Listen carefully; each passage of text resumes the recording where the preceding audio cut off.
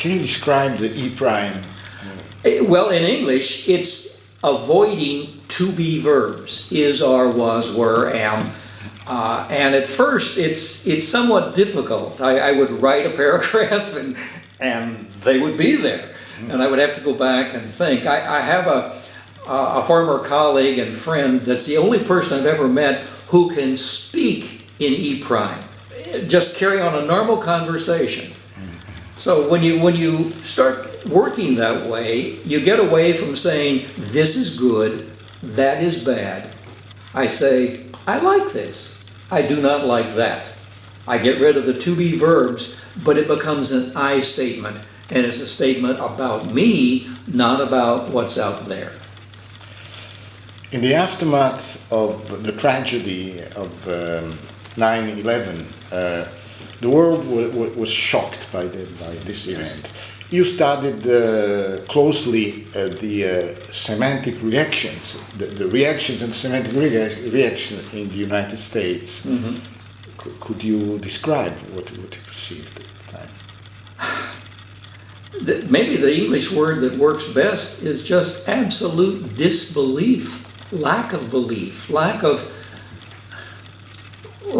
ability to comprehend. I mean, who would have ever conceived that not only would an airplane crash into that building, but that someone would want to do that, to make some sort of a statement or to punish people or for whatever reason.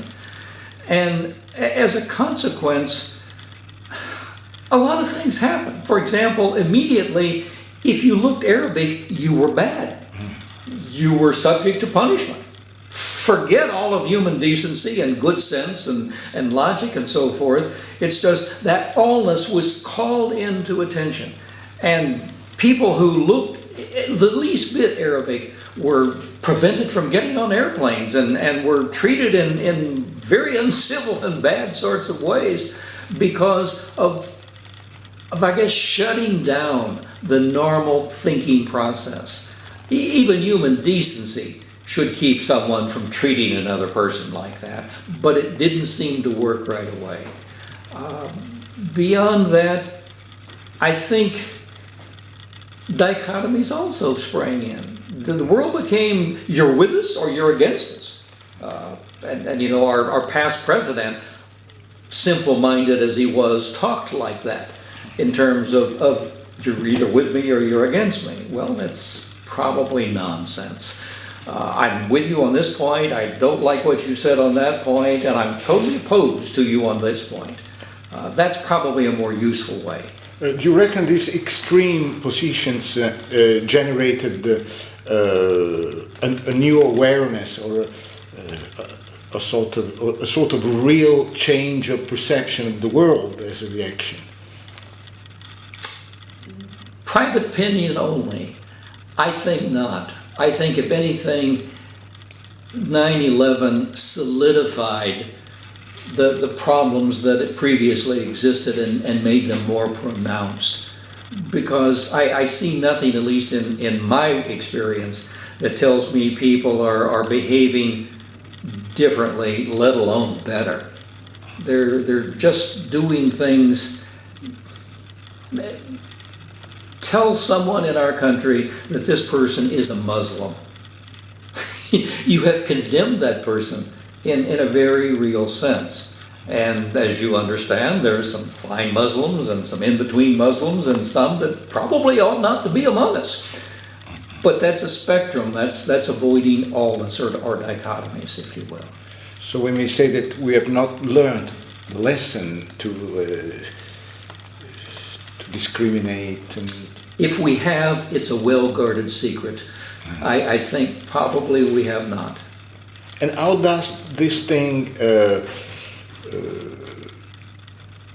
plunges its roots in language and semantics? In my opinion, what's out there, the world out there, probably cannot really exist without language and culture. In English, I look at this object or this object, they have no gender.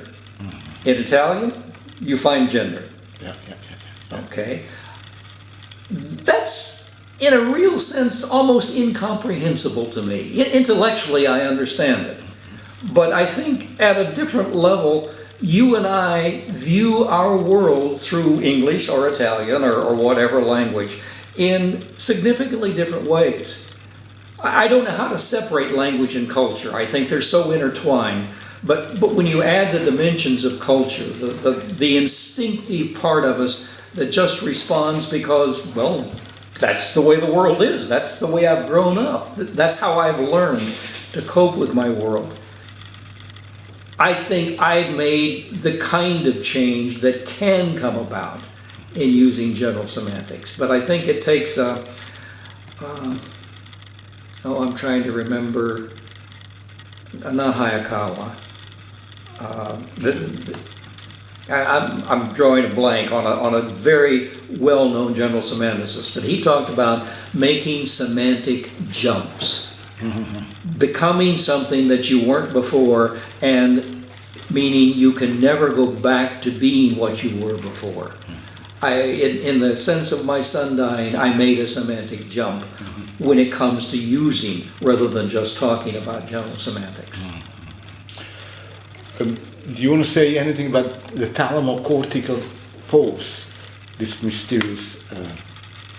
About what? The thalamocortical pulse. I'm not sure I'm qualified to say anything about that.